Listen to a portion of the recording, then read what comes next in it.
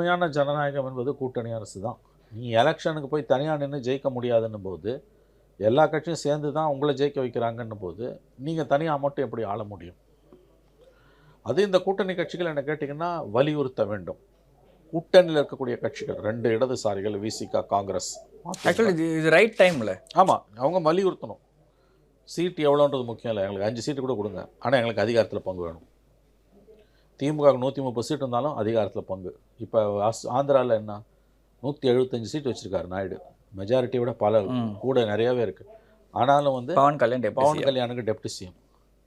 உண்மையான அதுக்கு நிர்பந்தம் இருக்கலாம், டெல்லி வந்து விளையாடும் இல்லாட்டின்னு. பட் செய்கிறாரு இல்லை, தனித்த மெஜாரிட்டி இருந்தோம். எல்லா இடத்துல சமத்துவம் சமூக நீதினு பேசுகிறவங்க பிரித்து கொடுக்கணும்ல. சமூக நீதினு பேசிட்டு அதிகாரத்தை மட்டும் நாங்கள் மட்டுமே எடுத்துகிட்டு போகிறது எந்த விதத்துலையும் தொடர்ச்சி. அது கூட்டணி கட்சிகள் அதை வலியுறுத்தணும். அது சிபிஎம்மை பொறுத்த வரைக்கும் வரட்டுத்தனமாக நாங்கள் வந்து பொது செயல் திட்டம் இல்லாமல் அதிகாரத்தில் பங்கு கொடுத்தா கூட நாங்கள் வந்து ஏற்றுக்க மாட்டோம்னு ஒரு ஸ்டாண்ட் எடுக்கிறாங்க. அது சிபிஎம் தவிர்த்து காங்கிரஸ் போன்ற கட்சிகளுக்கு கொடுக்கலாம் அதிகாரத்தில் பங்கு கூட. இவங்க வலியுறுத்தணும். முஸ்லீம் லீக் கொடுக்கலாம். இவங்க வலியுறுத்தணும். விசிகாவும் காங்கிரஸும் வலியுறுத்தணும். இது பாரு 5 சீட்டு விட கொடு, ஆனால் எங்களுக்கு அதிகாரத்தில் பங்கு வேணும், நிச்சயமாக வேணும். அதை கண்டிப்பாக அனௌன்ஸும் பண்ணணும்.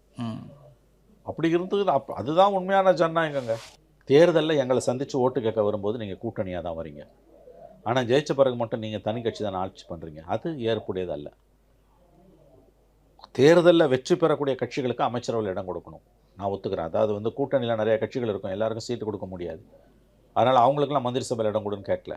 யாரெல்லாம் எம்எல்ஏ சீட்டு கொடுக்குறீங்களோ, யாரெல்லாம் ஜெயிக்கிறாங்களோ, ஜெயிக்கலன்னா மந்திரி ஆக முடியாது, ஜெயிக்கலையோ அவங்களுக்கு நீங்கள் கண்டிப்பாக மந்திரி சபையில் இடம் கொடுக்கணும். 2 கட்சியும் செய்யணும். இதை 2 கூட்டணி கட்சிகளுமே வந்து வலியுறுத்தணும். எனக்கு பிஜேபி வந்து அதிகாரத்தில் பங்குன்னு கேட்குறாங்க, இந்த காங்கிரஸால் அதை வலியுறுத்த முடியலையேங்க. தமிழ்நாட்டில் 58 வருஷத்துக்கு மேலே ஆட்சியில் இருந்த காங்கிரஸ் இன்றைக்கும் பிஜேபியோட 1% ஓட்டு காங்கிரஸு கூட இருக்கும். காங்கிரஸால் ஏன் அதை வலியுறுத்த முடியல?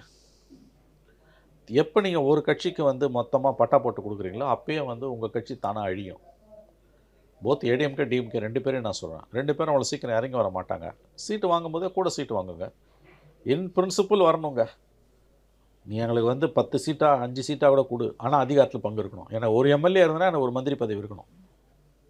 என்னைக்கு அது வலியுறுத்தப்படுகிறதோ அதுதான் உண்மையான ஜனநாயகம். இல்லைனா திமுக அண்ணா திமுக 2 பேரும் சர்வாதிகார தன்மையோடு அவங்க வச்சு தான் சட்டம்னு தமிழ்நாட்டை நடத்திட்டு தான் போவாங்க.